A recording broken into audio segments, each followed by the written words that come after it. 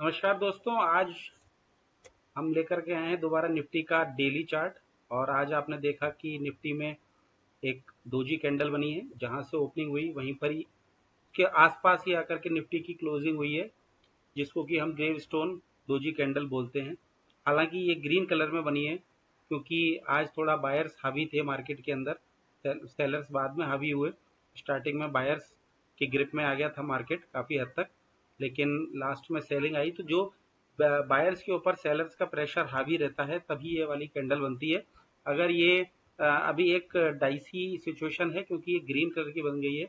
अगर यही, क्योंकि जो गिरावट आई मार्केट के अंदर वो काफ़ी बाद में आई थी, तो 60-70% जो गिरावट आई थी वो 3 बजे के बाद आई थी। ये इसलिए वो क्लोजिंग में पूरी तरीके से कैप्चर नहीं हो पाई।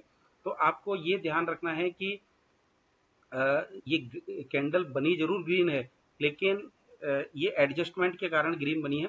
तो ये आपको ध्यान रखना है। और आप ये देखेंगे कि निफ्टी में एक गैप था यहाँ पर, है ना। ये गैप था और ये मेरे मेरे अकॉर्डिंग ये गैप आता है निफ्टी का 23,106-107 पे।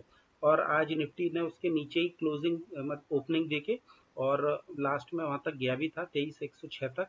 और 23,106 से फिर एक रिवर्स मारा इसने। तो एक बहुत ही इम्पोर्टेंट लेवल पर क्लोजिंग हुई है निफ्टी की 23,106 की रेंज में।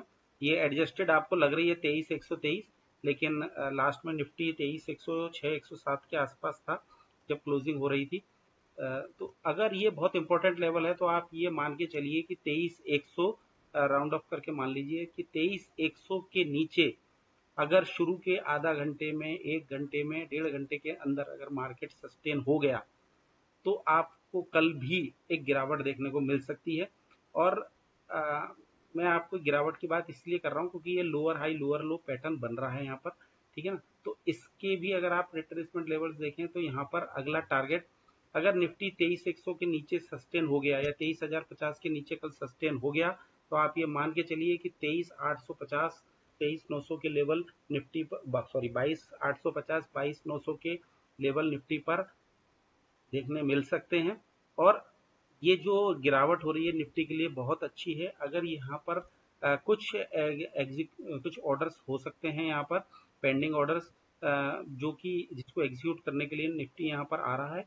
और यहाँ से देखिए आप, बढ़िया अच्छी तेजी बनी थी। अगर निफ्टी वापस 23,200, 300, 400 इस लेवल के पास अगर आता है और वहां से फिर अगर तेजी दिखाता है तो एक बहुत ही अच्छा पैटर्न बन जाएगा निफ्टी के अंदर। और अगर ये गिरावट फंडामेंटल बेसिस पर आ रही है तो ये गिरावट होनी चाहिए। और अगर ये गिरावट कल सस्टेन रहती है तो कल हमारे निफ्टी के टारगेट रहेंगे 22,950, 22,900 और 22,850। धन्यवाद, थैंक यू।